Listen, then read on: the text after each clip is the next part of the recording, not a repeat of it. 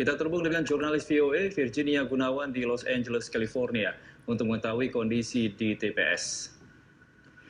Ya, Virginia, bagaimana kondisi TPS di tempat Anda berada saat ini?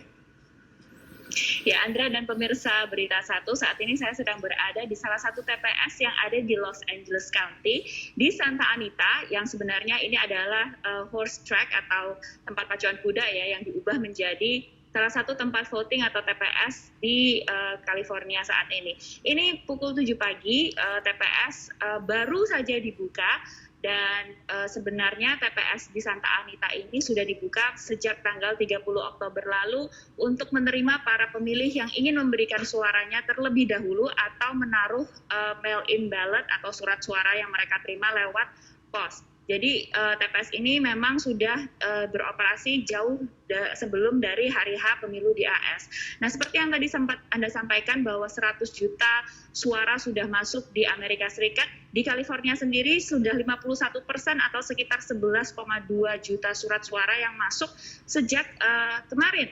Jadi hari ini kita kemungkinan tidak akan melihat antrean panjang atau pemilih yang mengantre di Santa Anita ini mungkin tidak akan sepanjang di hari-hari sebelumnya di TPS-TPS yang lain. Andra.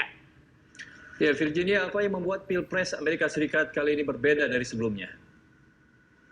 Dengan adanya pandemi ini memang sangat mengubah cara Amerika atau warga Amerika memilih pada Pilpres kali ini.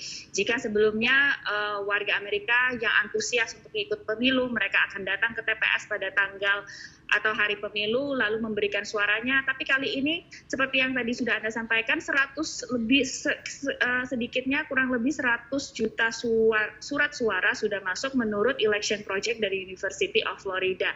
Ini memang lebih besar dan ini sangat besar dari angka-angka sebelumnya untuk pemilihan pendahuluan, dan untuk saat ini 2/3 dari jumlah suara yang sudah masuk itu 2/3 dari total pemilih pada tahun 2016 lalu. Jadi bisa dibayangkan antusiasme pemilih kali ini memang sangat besar, dan dengan proses pemilihan yang lebih awal dan dengan adanya pandemi itu membuat mereka lebih antusias untuk melakukan pemilihan lebih awal untuk menghindari melakukan pemilihan di TPS secara langsung pada hari H dan membludaknya para pemilih pada TPS-TPS tersebut. Andra. Ya, lalu kapan kira-kira kita masyarakat dunia juga tahu hasil pemilu kali ini, Virginia?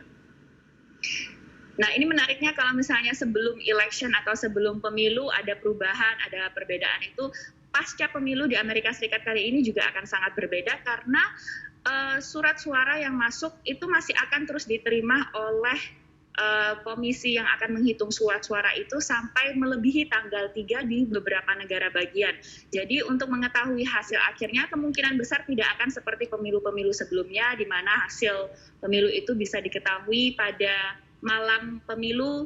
Biasanya mereka sudah bisa melakukan penghitungan suara, namun kali ini dengan adanya penghitungan surat suara yang masuk lewat pos, lalu juga ada beberapa negara bagian yang baru melakukan penghitungan surat suara itu dan memproses surat suara yang masuk lewat pos itu pada hari H. Jadi bisa dibayangkan proses verifikasi dan proses untuk tabulasi penghitungan surat suara itu akan membutuhkan waktu yang lebih lama, dan tentunya untuk mengetahui hasilnya akan butuh waktu tidak pada malam ini.